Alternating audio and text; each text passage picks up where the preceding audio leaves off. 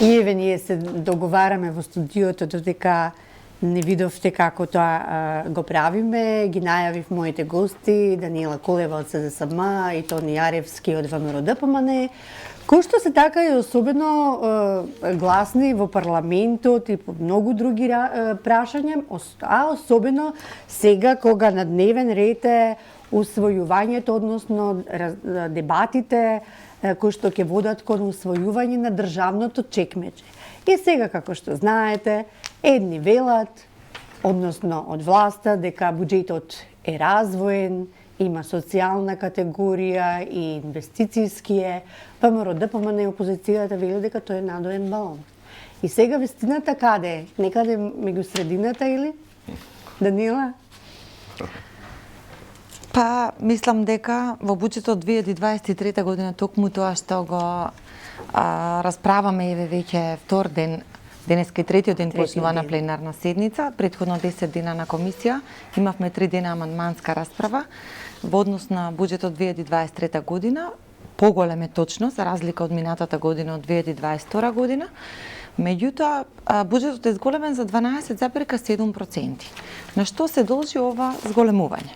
Најпрво би кажала дека ако направиме една споредба или компарација за приходите кои што ги имаме по секој основ, даночни приходи, приходи од придонеси, донации и слично, оваа година за првите квартали во споредба со претходната година имаме зголемување за 16,7%. Значи ние имаме како држава генерирано поголеми приходи. Зошто? Заради тоа што зголемена е минималната плата. Имаме покачена просечна плата.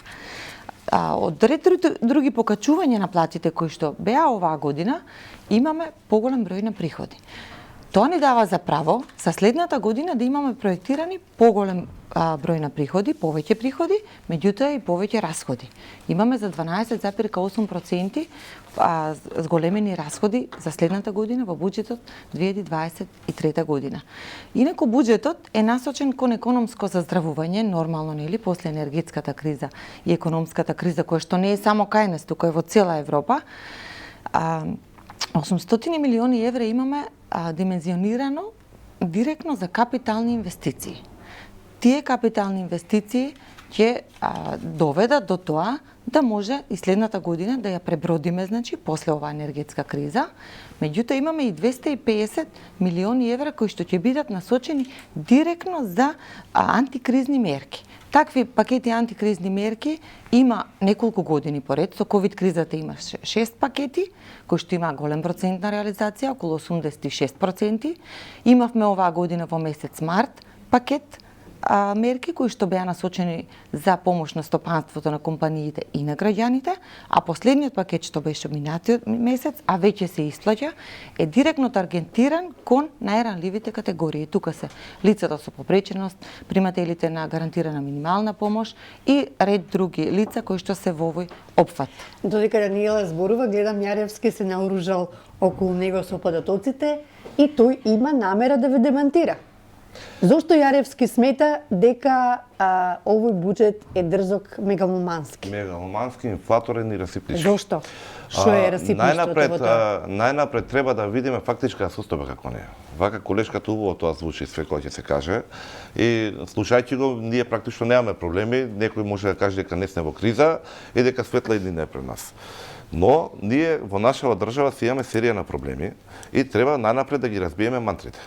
Ние веќе 5 или 6 години со СДСМ си заслушавме се и свешто. Прво беше дека блескаме, па потоа ни доаѓа секоја година економски бум, ништо тоа не испадна, да се појави Ковачевски да настапи со неговата мантра сега доаѓаме до економски пресврт, за тоа наивно и така незабележително и министерот за финансии преку колумничка да најави веќе дека имаме стагфлација.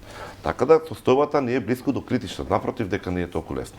Еве, доколку овие параметри ги укажа колешката, да, заболам, нека ни објасни на што се должи потребата од економски пресврт. или да видиме колку ни е лоша состојбата, кои се факторите на состојбата што дојдовме во таква ситуација да имаме потреба од економски пресврт, а поратаму ќе ја прокоментираме и состојбата зашто укажува министерот за финансии дека имаме ризик од стагфлација. Да ги фадиме тие фактори, па поратаму ќе видите самите дека ќе се демонтираат дека овој буџет е развоен, дека овој буџет ги решава проблемите и дека овој буџет е во очекување на граѓаните. Не е така, не веруваат ниту граѓаните, ниту фирмите, ниту стопанството, ниту владините, не верува ниту ММФ. Но ќе оставиме понатаму да не избрзам, ќе идеме поред, ќе бидам коректен и ќе оставам предност на колешката еве од овие основните параметри да ги укажеме. Така, значи јас кажав неколку сегменти во однос на тоа што се целите на буџетот за 2023 година, меѓутоа дека ние живееме во тешки времења, живееме. Тука нема бегање од тоа, не само ние, цела Европа и целиот свет. Тоа го направи и ковид кризата, тоа го направи и енергетската криза која што се случува во моментот. Времењата се тешки, но владата прави се што може да се справиме на најдобар можен начин. Еве прво ќе кажам дека редовно се финансираат основните функции на државата. Дали редовно се исплаќаат плати? Редовно се исплаќаат. Дали редовно се исплаќаат пензии? И пред време се исплаќаат пензиите. Ниту еден ден не задоцнеле и во ковид криза, и во енергетска криза, и во економска криза. Дали се покачени платите? Покачени се платите. Изминатите година, 2-3, па и пред инфлацијата, покачување на плати имаше. Еве во секторот образование би кажала дека платите беа покачени првите 4 години од владењето на Социјалдемократскиот сојуз на Македонија за 21%. Сега и во време на криза има покачување за 15%.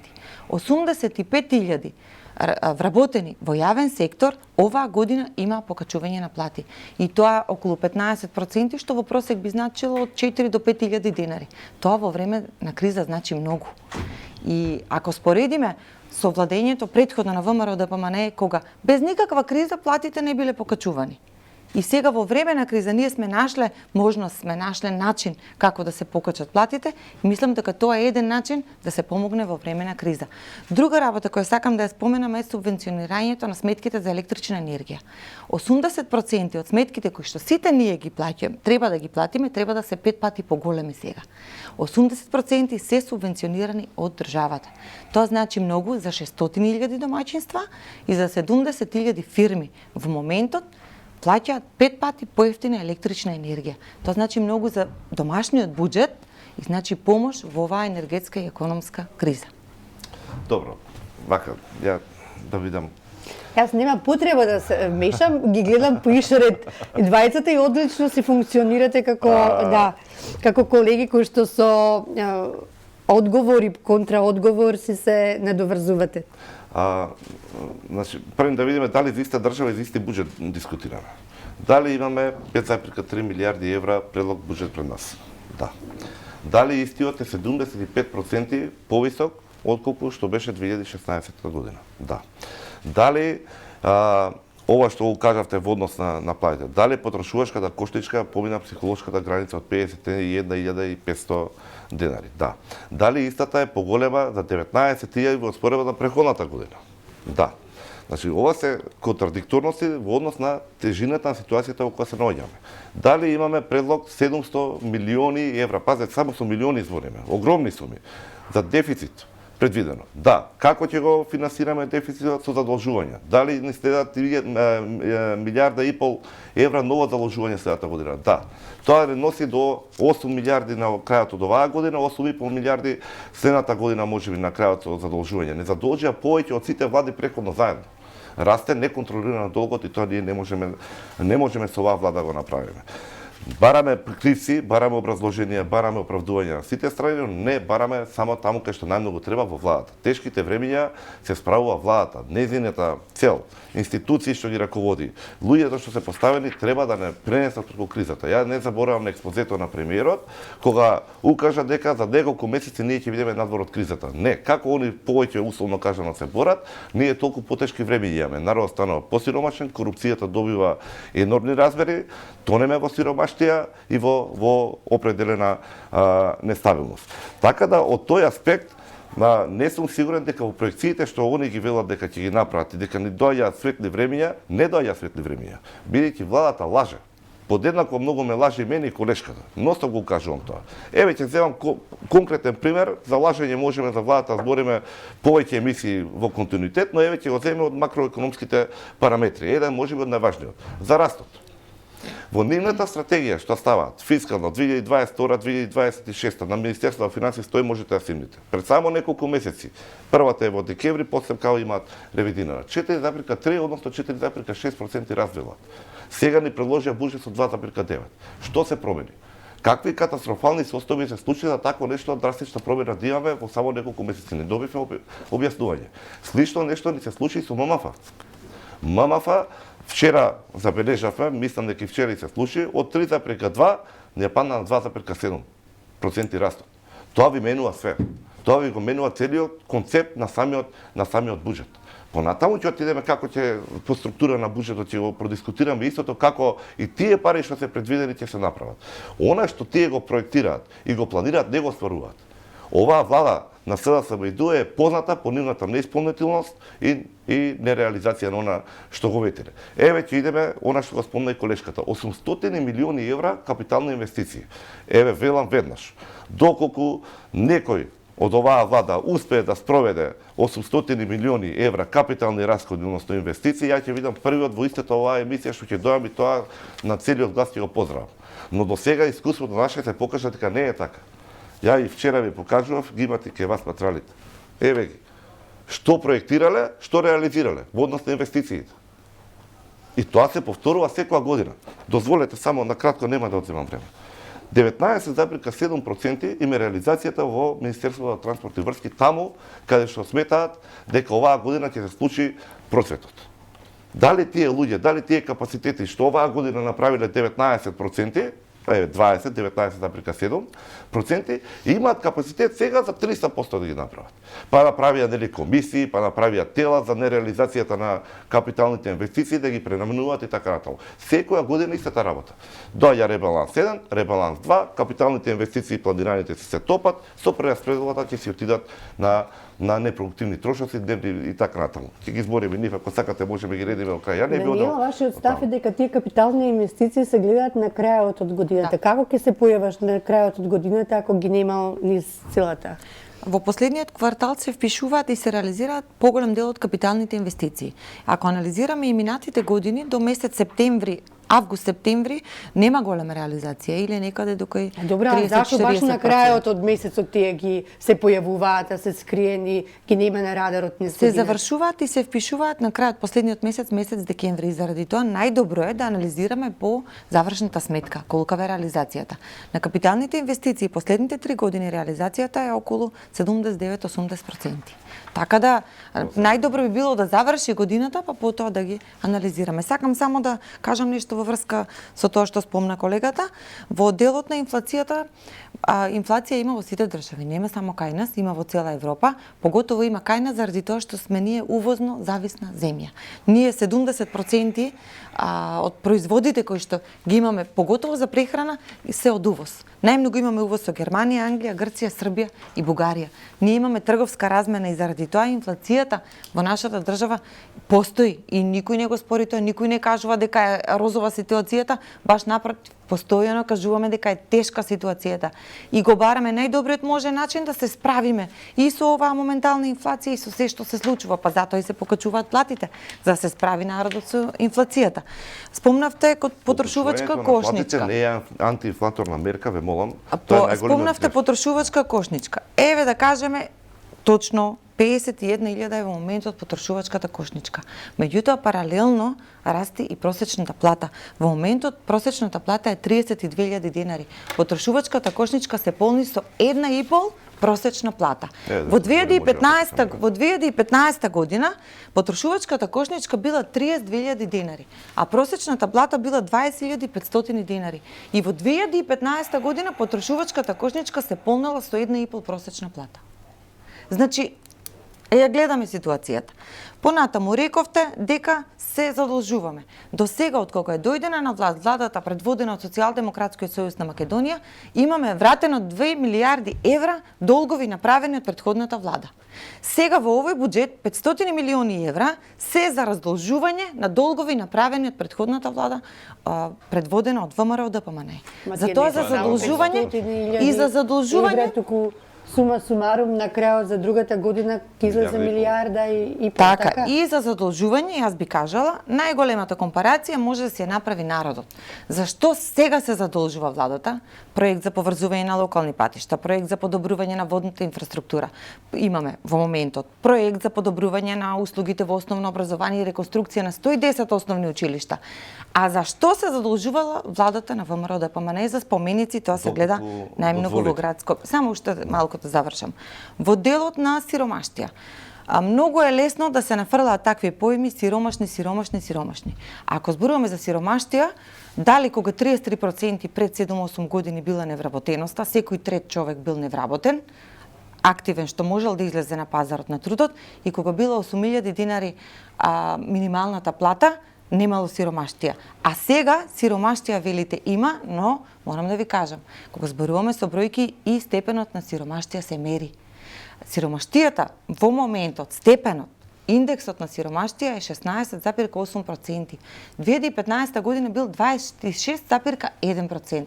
Според одредени индикатори и трошоци за живот се мери и степенот на сиромаштија. Бројките покажуваат дека поголема сиромаштија имало во 2015 година. Јас пак ќе кажам, криза е, никој не кажува дека е розова ситуацијата, тешка е ситуацијата и сите треба да се бориме заедно. Се бориме со антикризни мерки, се бориме со покачување на плати, се бориме со инфраструктурни и капитални проекти. Најмалку што треба е опозицијата да блокира и обструира во време на криза, како што тоа го правеше минатата година. Ние сме секогаш принципелни и конзистентни и така имаме намери да останеме. И за овој буџет поднесовме амандмани, за тоа ќе продискутираме понатаму, но нафрли повеќе теми колешката, ја би сакал вака да ги разобличиме на брзина сите во неколку чекори. Ова е Bloomberg Adria, реалната плата. Ваков пат имаме генерално како состојба во општеството. Сиромаштијата, што ја споменавме, е производ и на мислењето на граѓаните. Еве, бидејќи си повикуваме на граѓаните. Ова од Дири последната анкета, две анкети искочија во изминатава недела, едната на ИПИС, другата на ИРИ, двете се релевантни. 58% од анкетираните, согласно методологијата нивна, велат дека се движиме во погрешна насока. Горе-доле истиот процент е и во однос на нивното мислење за квалитетот на живот што го имаат и условите кои што се прават. Дали лоцирале граѓаните во кој сектор имаме најголем проблем? Што ја прави таа ситуација за овие 58%? Да.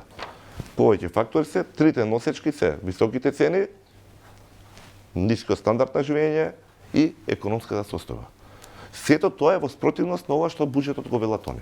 Сакам да кажам дека нивните мерки во најмала рака прават контраефект меѓу граѓаните или не даваат добри резултати. Зошто го велиме тоа?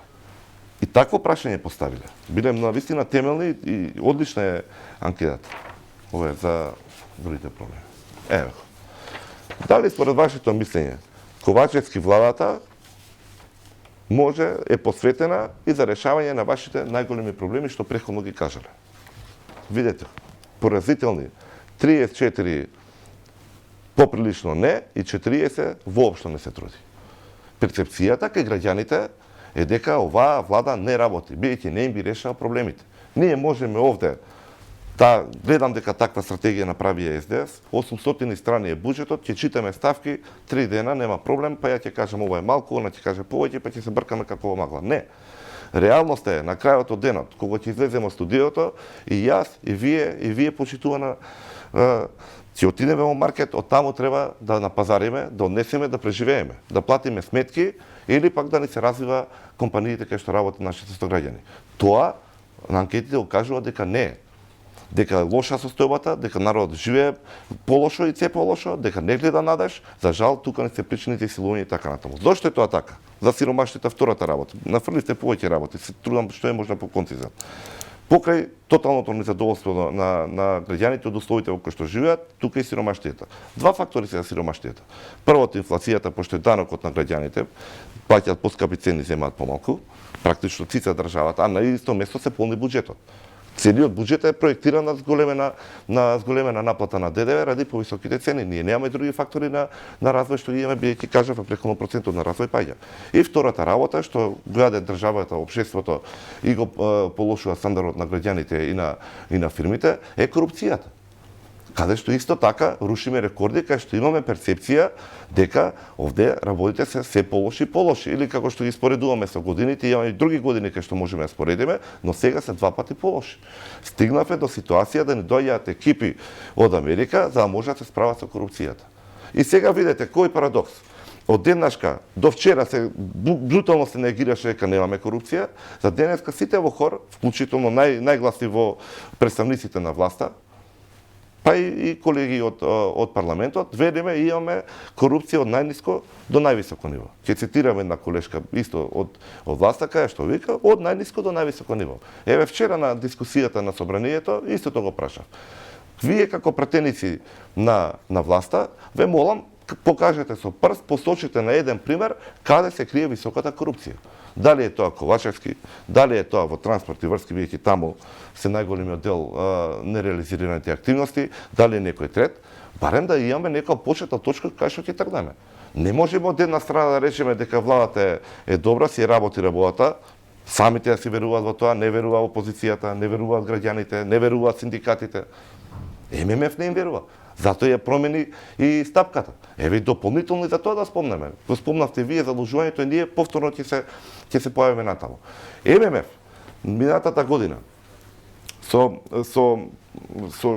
големи најави отидоа во Вашингтон, па ќе бараат 900 милиони евра, тоа ќе не ги реши проблемите, нешто сличен наратив како што го слушаме денеска. Се врати од таму со празни раце. 8 месеци размислуваше ММФ дали да одобри кредит или не. Одобри 200 или 220, ќе ми справите ако грешам колешка, под услови. 3 услови беа носечки кои што ги побара ММФ да се спроведат. Првото беше законот за буџетирање, донесен со консензус, се договоривме за тоа, ќе спомнеме, ќе ми дозволите уште 2 збора за него да спомнем. Блок тарифирањето на струјата, даночната реформа и капиталните инвестиции. Во принцип, ова беше експозето на министерот како ќе се движи буџетот. Ова беа предусловите за го добијат кредитот. Бидејќи сватија дека си имаат работа со неодговорна и нестабилна влада. И што се случува? Носиме со консензус. Еден од ретките работи со кој што еве ја се гордам како пратеник, верувам дека го дели мислењето и колешката. Законот за буџети лани што се донесе, подразбираше дека буџетите што ќе се прават во иднина, без разлика кој ќе ги прави, нели? Треба да бидат костумизирани по еден терк. Сега, кај се толку според вас од стапките од тој терк што треба да го задржи буџетот?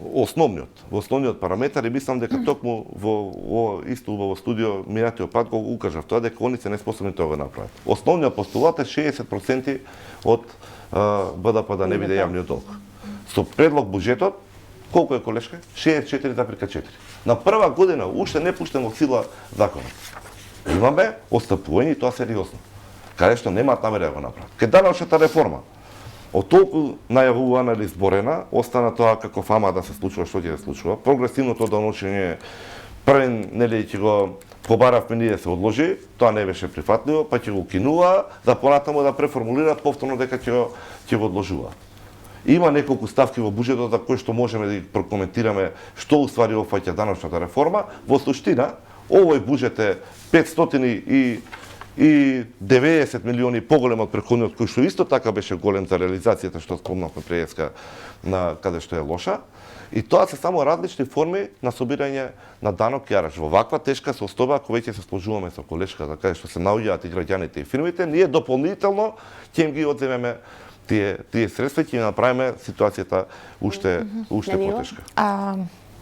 би кажала во делот на кредитирањето, било која држава да бара кредит, поготово од Светска банка или од ММФ, нормално дека ќе бидат поставени критериуми. Јас не верувам дека кога владееле ВМРО да помене, така им ги давале кредитите. Зашто и да побараат, така да им ги дават кредити. Тоа не е во ред и секогаш треба определени критериуми да се задоволуваат. Ние од Светска банка во месец октомври извештајот е пишуван од виш економист, кој што лично кажа овде, додека го презентираше извештајот, дека сме најдобрата земја на Западен Балкан, која што дала најголем фискален одговор на кризата која што се случува во моментот. Зошто? Затоа што само за оваа година имаме проектирано помош од 760 милиони евра, одвоени за одржување на компаниите, на граѓаните, директно насочени кон нив. Тоа е повеќе од 5% од бруто домашниот производ и заради тоа лично таа известителот од кој што е пишуван извештајот го објави тоа јавно. Тоа кажува многу што мислат Светска банка или ММФ за нашата држава и каков е нашиот рейтинг во тие реномирани институции. Во делот на корупцијата, јас 11 години само сакам да запрашам. Дали имаше корупција во нашата држава? Затоа што 11 години додека владеела претходната власт, ниту еден функционер од нивните редови ниту беше осуден, ниту беше санкциониран. Или беа толку многу идеални да во тој момент ниту еден функционер не направил никаква грешка или пак не бил пронајден, осуден, санкциониран. 62 место бевме на перцепцијата на корупција на Транспареси. Тогаш сега се 111. Так, сега интересен коментар, затоа што многу често го кажуваат и колегите од опозицијата индекс на корупција, ама не е индекс на корупција. Многу добро го кажа колегата, индекс на перцепција на корупција. Каква беше перцепцијата во време кога ние бевме заробена држава и тоа од извештајот на Европската комисија? Во заробена држава, колега, јас не би кажала дека секој се искажувал јавно и гласно перцепцијата. Ние не можевме имиња на одредени личности во тој момент, со иницијали ги кажувавме одредени имиња, ама перцепцијата за корупција сигурно немало да ја кажеме. Сега, колку има корупција за една држава е многу важно, таа корупција во моментот да се пронајде во кои сегменти е и да се почне да се исправи и се работи на тој дел. Која држава подобро се справила, ќе видиме. Јас гледам дека во моментот тие што треба да се санкционираат, се санкционираат. Така и не се гледа воопшто, ниту од која политичка опција доаѓаат, ниту делата, буквално си судскиот систем си работи како што треба. Дали ова последната одлука која што е донесена има некоја друга ситуација, судскиот совет ќе се разгледува и ќе видиме понатаму каква ќе биде разрешницата. Но многу е симптоматично, 11 години ниту еден функционер да не биде ни санкциониран, ни казнет, ни осуден. Сега, во последните 5 години, еве гледате, од самото стапување на власт на Социјалдемократскиот сојуз на Македонија, дека е почнато да се работи со... многу актуелни последните 2-3 дена да се работи на тој план. Вака, спомнавте за помошта неколку пати и ме подсетивте сега. Ве молам, ве охрабрувам да проверите на сајтот на Државниот завод за ревизија. Пред нецел месец на 25 ноември мислам дека е објавен конечниот извештај на Државниот завод за ревизија во Министерството на труд и социјала. Социјални трансфери и слични активности не се половина буџет, така околу 2,5. Половина буџет. Гледате сега. Ова изведок од една статија го земав извештајот овдека да ги цитирам, уште е многу важен дел во однос на буџетот.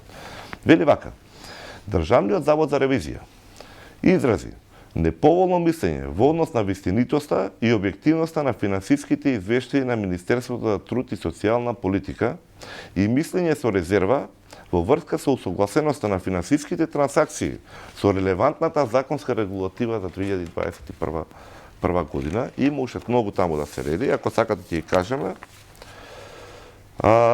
Според наше мислење на финансиските извештаи, поради значењето на прашањата изнесени во точка 3.1, финансиските извештаи не ги прикажуваат вистинито и објективно во сите материјални аспекти финансиската состојба на Министерството за труд и социјална политика на ден 31.2021, како и финансиските активности за годината која завршува тој датум и така натаму.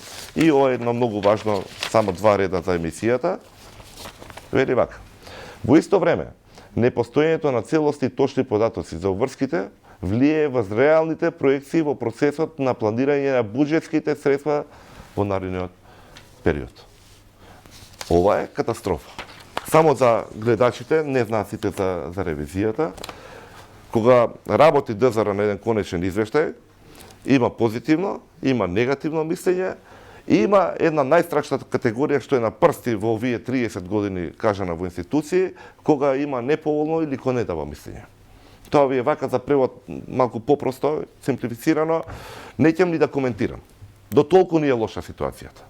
И истите тие укажуваат, пазете, ДЗР е една од релевантните институции во држава што сана и што во континуитет се наградуваат. Ја ако се прашам треба да биде и уставна категорија.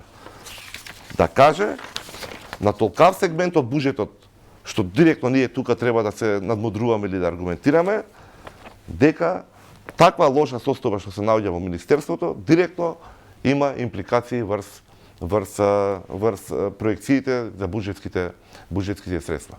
Значи таму е катастрофална состојба од основни средства преку светководствена евиденција до финансиски извештаи и проекции за буџетот.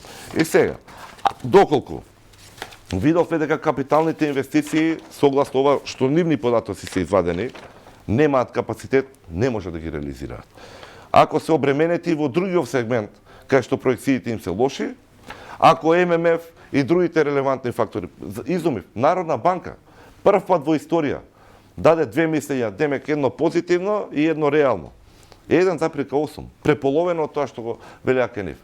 Ако сите велат дека не се справуваат, дека се лаже со оваа проекција 2,9 сега што кажуваат, а истата таа е лага во однос на уште поголема лага неколку месеци претходно согласно нивната стратегија, кажете ми како да им веруваме на ова што го предложија, дека прво дека ќе го реализираат, а второ дека ќе го реализираат така како што велат. Еве уште една работа ќе ја укажеме сега за следното гостување да можеме да се споредиме што сте кажале. Во однос на капиталните инвестиции. Сега ќе почнат со мангуплоци. Сега ќе играат на карта до капитализација. Ќе префрлат 200 или 250 милиони до ЈПТП како основен влог, демек за автопатите и собенки нешто слично, и они ќе си окнижат како инвестиција, они ќе го прикажуваат дека се реализирало, а уствари ние ќе нема да видиме ништо. Слично нешто го планираат и сојсно. Во антикризните мерки што ги велат со ковидот, во истата ставка на пример, се купува јаглен и струја. Истите оние фирми што се формираат за 3 дена од никаде, некои инфлуенсери, некои чудни што се појавија со невидени цени, многу спорни во јавноста, не ќе се повторувам да го спуштам нивото и така натаму. Така ги насочуваме ние парите, така ги трошиме. Остануваат 400 милиони 375 милиони евра точно, например, што цело време се збори дека они ќе се насочат на продуктивни трошоци и капитални инвестиции, ова се за стоки и за услуги. Тие стоки и услуги како се набавуваат преку тендери. И истите оние тендери, кај што фирмите што се анкетирани и што се правени, што е потврден факт, велат дека на секој втор тендер што учествувала некоја фирма се соочила или со намесен тендер или со нетранспарентност и корупција. Слични показатели на тоа го кажува и конечниот извештај на ДЗР за минатата година, го имаме и јас и колешката, неколку пати сте го покажувале. Фрапантни се бројките. Веќе го трпнавме од народот од хиперинфлација, само таа е поголема инфлација од цените и храна сега што имаме. На скандали, на афери, на криминали, секој ден што се обременети нашата јавност. Ништо не сгрешиле граѓаните за да заслужат ваква влада и така да им се враќа. Секој ден со скандали. Ако не е криминал, тогаш е проневера или некоја глупост дека не можеме ни книги. И тие книги што ги испечативе не можеме да ги направиме како што треба. Ќе застанам тука и ќе останам просто на колешката. Во делот на скандалите, последно што кажа колегата, па и медиумите си имаат право да објават некои работи кои што не се во ред. И тоа би требало и државните органи да ги потикне, тоа се прави во една зрела и демократска држава каква што сме сега, каква што не бевме порано. Порано не можеше да се замисли нешто такво да се направи, ама сега се почнува и се реагира кај стручните органи за да може понатаму доколку има основ за отварање на предмет да се отвори тој предмет и да си се реши тој проблем. Тоа го прави една зрела демократија. Пак ќе кажам, сме напреднале многу од пред 10 години кога такво нешто беше незамисливо, ниту да се објави, ниту да се каже, а камоли па да се осуди. Но тоа граѓаните и фирмите не го доживуваат така и не го чувствуваат и ние не се сложуваме со истото. Бидејќи бројките го покажуваат сосема спротивното. И во однос на макроекономските параметри како што утврдивме денеска, и во однос на нивната перцепција на моменталната состава и она што е поразително и нивната перцепција какви ќе бидат и следите 2 години. Подеднако поразителни се. Па добро, перцепцијата на истите луѓе што мислат дека Груевски е идол во нашата држава и е народен херој, мислам дека јасно е што кажа. Јас сметам дека тоа се многу релевантни институции кои што, видите, имала истите ири, истиот ипис и преходно во тие, како што велите вие, 10-11 години назад или 15 или 30, се едно, имале анкети кои што воопшто не биле поволни ни за ВМРО ДПМН. Она што треба да направи секој што е одговорен, да се соочи со нив, да ги види факторите што ги кажавме, кај се на незадоволство, каде му лежат проблемите и да се зафати како истите ги решава. Така, токму тоа го прави оваа влада, почитуван колега, ама претходно не се правеше. Ето на Ири, кажува дека никош не било полошо. Тие што биле ваши колеги на презентацијата. Колега, ова што кажувате е исто како во Украина да отиде сега новинари и да праша како живеете. Па војна има, како може да живеат? Тоа не зависи од владата. Ние овде во моментот имаме криза. Ја, од кого зависи? Не зависи од владата. Мислите дека ако се ВМРО ДПМН на власт, дека минималната плата ќе биде 50.000 динари? Не, дека просечната ќе биде 1.500 евра? И се произведува струја. Па не знам дали баш овие дела сега за кои се водат? За тие што краделе криминалци од извинете, вака сега... Дозволете. Јас и вчера го споменав тоа. Еве некако да се надминеме и самите себе си, со сите принципи што се ги имале судирни интереси, да занемариме све. И да речеме дека изјавата на премиерот дека нема никаков проблем, ова е демократско општество и неговата сопруга има право да отвори фирма за трговија со струја. Така? И тука да нема. Но проблемот што е? Проблемот е што државата која што раководи нејзиниот сопруг не произведува струја, никој не може да фати зошто. Не можеме да сватиме зошто. Имавме 1 терават помалку производство во однос на преходна година наназад. За таа струја што ние ја купуваме сега по премногу големи скапи, тргува некоја фирма што е заведена за трговија со струја. Најголемиот увоз на електрична енергија 2014 година. 2014 и 2014 година била струјата 120 евра по мегават час, а никаква криза немало. Сега во момент на криза кога струја немаше на берзата, ние се вие плашевте тука државата и граѓаните дека ќе нема струја. Вие стваравте паника. Јас и вие БФП кога рек битово не работеа трите блока. Вие кажувавте дека овде ќе немаат луѓето струја, дека ќе има рестрикција. Вие ги плашевте граѓаните дека ќе нема храна, дека ќе нема леп, дека ќе нема основни продукти за живот. И што испадна? Дека цела таа паника и хистерија била за џабе. Се си има во секој момент. Ја ќе ви кажам, криза за електрична енергија на берза, светската берза, цената е сегде. Гледаме дека цената е висока. Кога немало никаква криза, Христијан Мицковски набавувал најскапа струја во моментот и најголем увоз, а најмало производство имало 2014 година. Па сега, без никаква криза. А сега вие во криза кажувате зашто е поскапена струја. Каде е проблемот? Дозволете. Струјата не е поскапена зашто има проблем во нашата држава. Зашто ја купуваме, на светските берзи е поскапена. Зошто? Затоа што 10 години немате ниту една инвестиција во електрична енергија.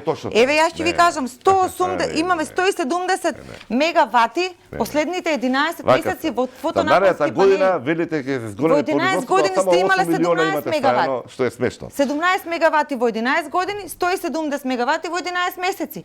Фотонапонски панели. Еве видите ја разликата. Вака се. Па сега секој ден се отвара некој објект кој што е со фотоволтаични панели. Колку е цена ако си ја произведуваме ние струјата? 60, 70, 80, во зависност дали е РЕК, дали е ТЕЦ, така. Еве, нека биде и повисока. По колку ја купуваме? Ние имаме капацитет кој што ќе го затвори да земат кредит од 100 милиона евра. Потпиша. ТЕЦ следната година до 2027 година РЕКот се откажуваат. Ќе идеме комплетно на зелена енергија. Да не се разбереме погрешно. Јас сум првиот за живот на средина и за зелена енергија, колешка да знае. Но доека не се реши базната енергија, капацитетите, дека ќе бидеме енергетски колку што е можно помалку зависни. Не можеме независни за некој среден рок да бидеме, но ние да стрчаме, да ги затвориме вакви колосални објекти и да останеме на милост и немилост на зелена, кој што не е базна енергија, кој што не знаеме кога ќе направиме и да зависиме само од увоз и трговија на струја, тоа е веќе надвор од памет. Никој не може. Јас сум кажал отворено, снимале жолчи дискусии во собранието, неколку колеги од СДС, било кој да го стави од нив на СМА сега, ќе имаше подобри резултати него ова. Никој не може да најде логика зошто ова не се случува кај нас. Енормни профити, невидени тендери, најголемиот дел од преговорите во 4 очи со СМА. Само сакам да кажам. Има, нема што да кажеме. Катастрофата не е тука, ги само што е еден податок, а вие го знаете тоа. 454 милиони евра ни се намалени девизните резерви. Зошто? Ради купувањето на струја и горивото. Ради тоа што влеговме во целата оваа ситуација тотално неспремни. Сега нема да земам време, не знам уште колку имаме, сите подготвителни мерки што ги правиме пред сезоната, што требаше бидат направени, што не беа направени. Ние до пред недела дена дискутиравме дали ќе имаме газ, дали ќе имаме плин, дали ќе имаме струја, дали ќе смрзнеме зимово. Па тоа е работа на владата, еве имаме се. Никогаш ние не сте дали нешто снимало? Ние не сте ваделе хистерија. Велите дека сте кажале дека ќе нема храна и нема струја. Така не кажував. Кажавме ние. Не ставате во неизвестност, во непредвидливост и граѓаните и стопанството, а тоа што ќе го имаме понатаму, ќе биде по премногу скапи цени. Даниела, 20% имаме инфлација. 30% е на храната во моменти кога на светската берза паѓаат цените на храната, ја спомнавте берзата. 30%. Имаме министер што искочи во јавност на национален медиум и вели обвини за воено профитерство по однос на инфлацијата и цените на храната. И понатаму одговорност нема никаква. Еве да го прифатиме тоа, каде се чекорите од владата? Каде се постапките што ги рековте вие? Каде се чекори да некој да се сноси одговорност? Не се прави тоа. Ниф им одговара и висок долг, и висока инфлација и нема да се движат работите на подобро. Народот си осоромашува, се влечат парите од стопанството, од граѓаните, само си се полни буџетот на владата. А кај се трошат парите, веќе дискутиравме претходно. И ќе ви кажам после уште еден податок, но би накратко само во делот на енергетика, морам да кажам дека енергетските капацитети не се градат за 2-3 години. Тоа се огромни капацитети. Вие сакавте ги затворите. Сега, вие сте ветиле во програмата обнова Луково поле 84 милиони евра. Не сте го реализирали. Сте ветиле, ова е вашата програма. Бошков мост 107 милиони евра инвестиција, не сте го направиле. Сте ветиле Мариово рудник за јаглен 800 милиони евра, не сте го направиле. Сте ветиле Чебрен 500 милиони евра, не сте го направиле. Тец Неготино сте ветиле 500 милиони. Тец Неготино кога отворено? Враќаме ние во собрание, ви редиме инвестиции во енергетиката, 2 сати ја читаме. Од десулфуризација, од поставување филтри, од реконструкциите на рекот и текот и така натаму. Отворено сега? Сега да. Сега работи Тец Неготино и па кога работи, кога не работи. До вчера беше демек правеа модернизација, знаевме дека има хаварија. Дали сите енергетски капацитети се ставени во функција? Не се сите. Дали во Осломе и 10 мегавати се пуштени, дали е започната изградба уште на 10 мегавати? Почнати се. Тоа го поздравувам, треба уште повеќе се. Така е. Во моментот, значи се работи буквално на поголем дел места во државата, еве во Кичево 120 мегавати, Свети Николе 32, Македонски Брод 10, Кочани 8 мегавати. Дали стигна конечно?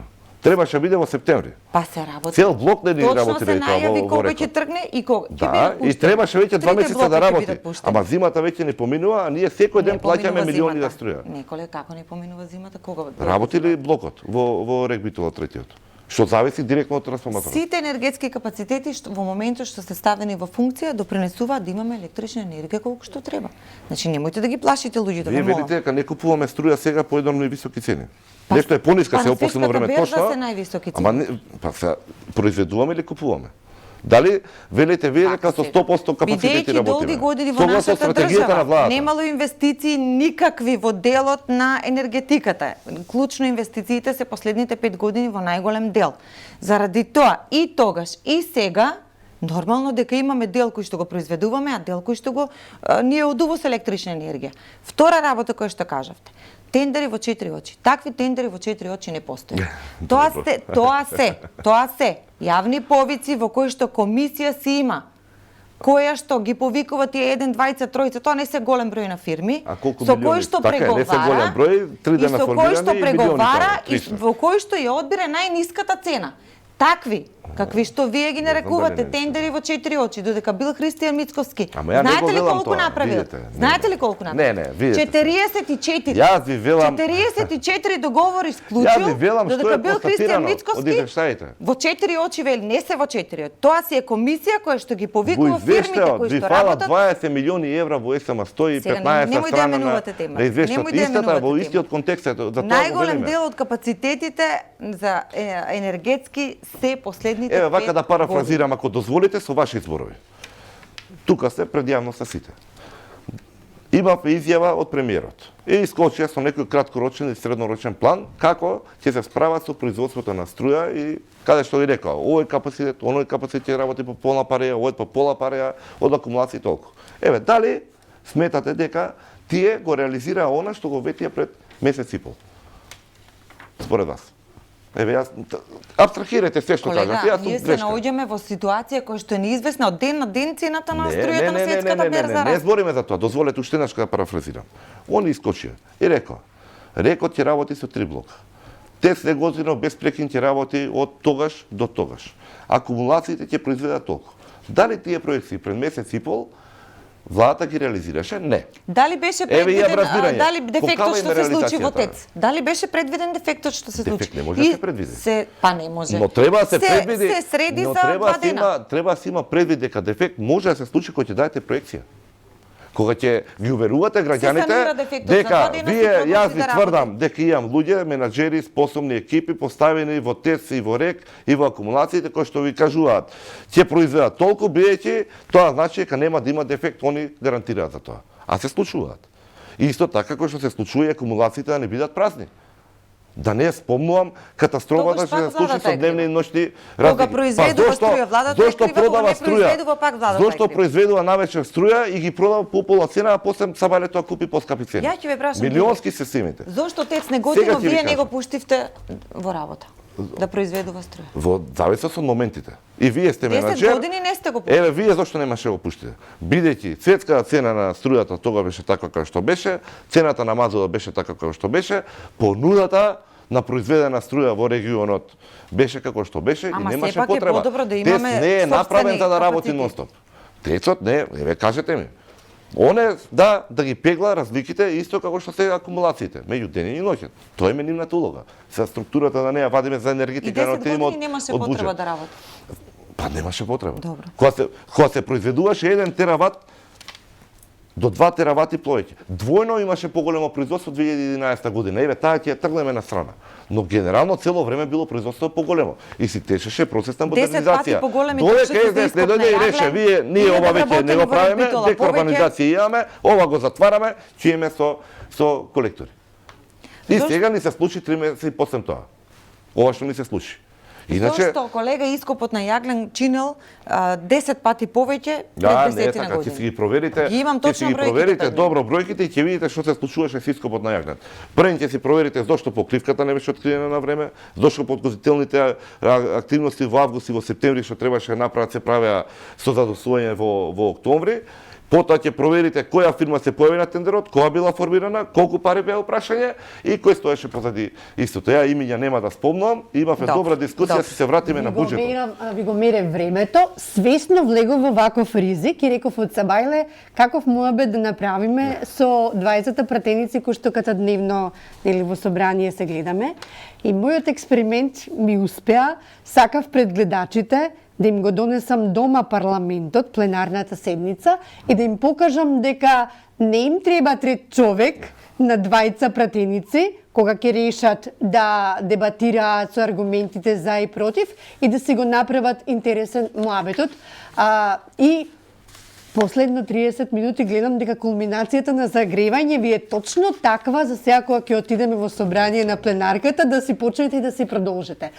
Јас ви ги и претходно во вашите излагања и во време и кога траеше нели комисијата за матичната комисија нели за чешлање на буџетот, ви ги гледав вашите опаски за или против аргументации за буџетот и мене ми е јасно и на граѓаните им е јасно дека многу тешко едната и другата страна се доближуваат, меѓутоа има нешто што се вели заеднички интерес на јавноста, на граѓаните заради чувството дека би можеле да живеат малку поквалитетен живот, малку подобар од претходната година. Има ли места каде што може да се најдат двете антагонистички страни во буџетот? Јас кажам, дозволите веднаш да повторам. Доколку следната година имаме реализација од 100 милиони реални инвестиции капитални, ја ќе бидам тука исто, ќе поздравам тој факт и ќе речем дека така треба да се движиме понатаму. Но знаеме каква неодговорна власт имаме, знаеме ниво на корупција, знаеме кај се правиме и уверен сум дека повторно проекциите ќе бидат лоши, пак ќе имаме на ребаланси, пак ќе имаме престројување на средствата како што не ги дадоа сега и од тоа ќе остане само едно големо ќе. Даниела, свесна е власта дека не е ова оптималното решение за буџетот што го дава за усвојување, но ова е најдоброто решение во вакви услови какви што се? Дефинитивно во моментот е најдоброто решение, затоа што гледаме дека како никогаш досега парите се секогаш насочени за инфраструктурни проекти, за капитални проекти, за покачување на плати, баш каде што треба. Економскиот раст на една држава може да се одржи и да оди во нагорна линија ако средствата се насочени кон човечките ресурси и кон капиталните проекти. Само така може да има економски раст. Јас морам да нагласам дека во овој буџет ние имаме поврат на ДДВ кон општините за 1% зголемено, 4,5 на 5,5%.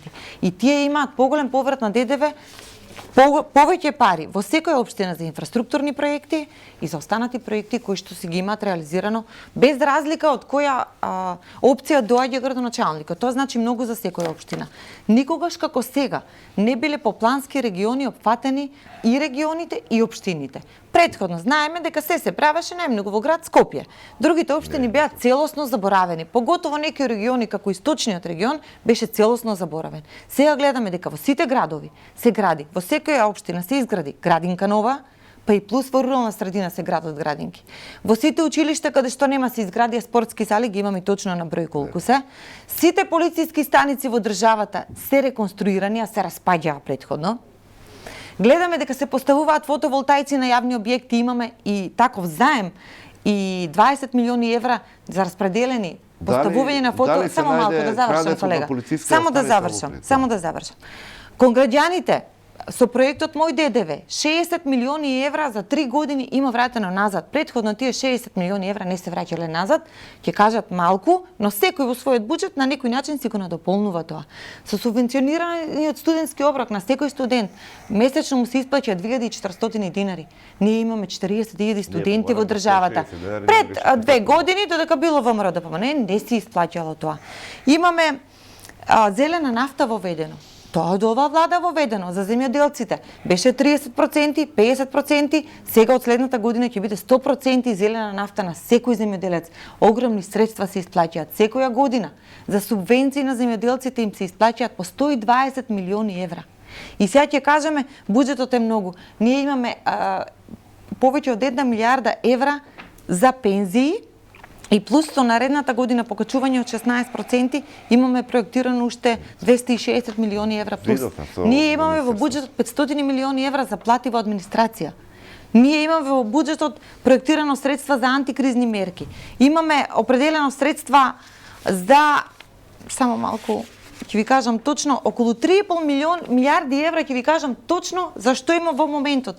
И сега ќе кажете дека буџетот е голем. Значи ние од старт имаме определено средство за што ќе одат. Ви кажав, со наредната година 1 милијарда евра ќе бидат само враќање на долгови кои што се правени пред 10 години.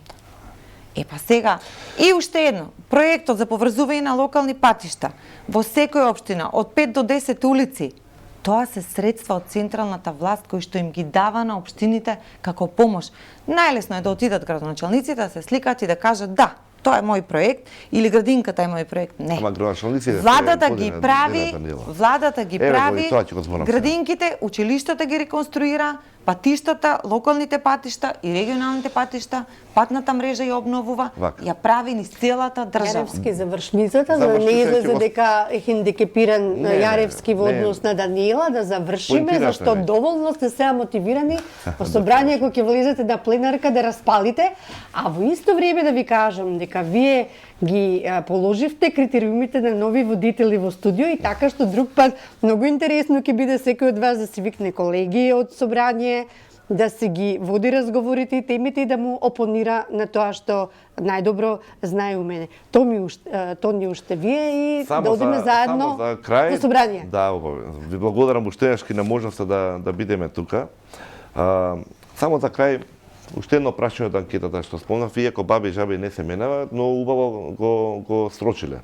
Вика, вели, кој ниво на власт е по-респонсив, кој е со повеќе чувство за потребите на грижите на граѓаните. И видите сега, влада 20, општини, локална власт 38, двојно повеќе. И тоа го одговара прашањето на колешката. Да не се од Скопје повеќе колега испитаници. Не, од се. Дали се да не се од градоначалничката задоволни? Јас ќе ја Мислам дека се од градоначалничката задоволни. Ова е Што беше Скопје блокирано на целокупната дискусија. Кој парализирано. Каков пристап има спрема грижите на граѓаните, кој како се справува со средствата, кој како што реализира, се срочува целото. Да. Можете да гледате надоле како што доаѓа. Ние секогаш се трудиме да имаме добра дискусија и тука, коректна и аргументирана, и со колегите од мнозинството. Јас сум свесен дека голем дел од работите не зависат од нив. Еве, дозволете уште еднаш да кажам. Ние сме жртви сите на владата, но они се најголемите жртви. Бидејќи ке нив ќе дојдат со тврдењата кои што они мора да ги промовираат, како што беше 4,6% пред 5 месеци, а сега да дојме со неодржливи 2,9%. Се надевам дека ќе се соочи владата со одговорноста, се надевам дека ќе направи некои чекори, наместо да ги отфрли сите амандмани што ги имавме предложено брутално, а беа во сегментот што ги спомна колешката, и дека еден ден ќе дојме поблиску до некои ставови, како што рековте вие, да имаме консензус, барем по макроекономските параметри, насоките и целите на државата се движиме како што треба. Но за тоа ни треба принципиелна и одговорна влада, како што денес ја немаме. Мерам време, Даниела, и со тоа се поздравуваме. А само на кратко, значи, нема зошто да се чувствуваме како, и поготово јас да се чувствувам како жртва. Јас се гордеам со работи кои што ги направила оваа влада. После 20 години ние за прв пат имавме попис, колега. Попис 20 години немаше, значи некој не бил способен претходно да го реализира. Пописот е еден план кој што ни е најважен за креирање на политичките и економските мерки за следната година. Покрај пописот имаме оперативен план на активни мерки за вработување. 50.000 нови лица се вработени последните 5 години. Па додека рочовата траеле 20.000 лица, 300 милиони евра истрошила владата на ВМРО ДПМН, а сега имаме со еден план, оперативен план на активни мерки за само вработување и мали бизниси, 50.000 лица вработени. Се гордеам со тоа што е со ИПАРД се случува во земјоделието, се гордеам со гасоводната мрежа која што е веќе 200 километри изградена последните 5 години. Предходно 11 години било 85 километри. Се гордеам со проектот Мој ДДВ. Се гордеам што еве конечно ќе се реконструираат сите студентски домови следната година. Веќе студентскиот дом Гоце Делчев е целосно реконструиран, 3 блока од оваа влада се реконструирани. Сега и Стив Наумов и Кузман Јосифовски веќе започнат следната година, веќе започна Кузман Јосифовски веќе се реконструира и Стив Наумов следната година. Ние ќе бидеме тие што ќе го решат тоа што 11 години се запоставувало од предходната влада. Да не ви засипне влада. гласот таму кај што треба сега денеска да го одработите денот. Тоа беа пратениците од Македонското собрание, Даниела Колева од Социјалдемократскиот сојуз и Тони Јаревски од ВМРО ДПМН, и ние вака ја одгледавме нивната дебата без присуство на новинарот кој што свесно отсуствуваше, за да им даде до знаење дека можат самите, кога имат аргументи за и против, да си го времето, да си го едноставно да си го одработат. Ви благодарам што бевте гости во утрински печат, а вам, почитувани гледачи, благодарам на трпението, за тоа што остана до крај.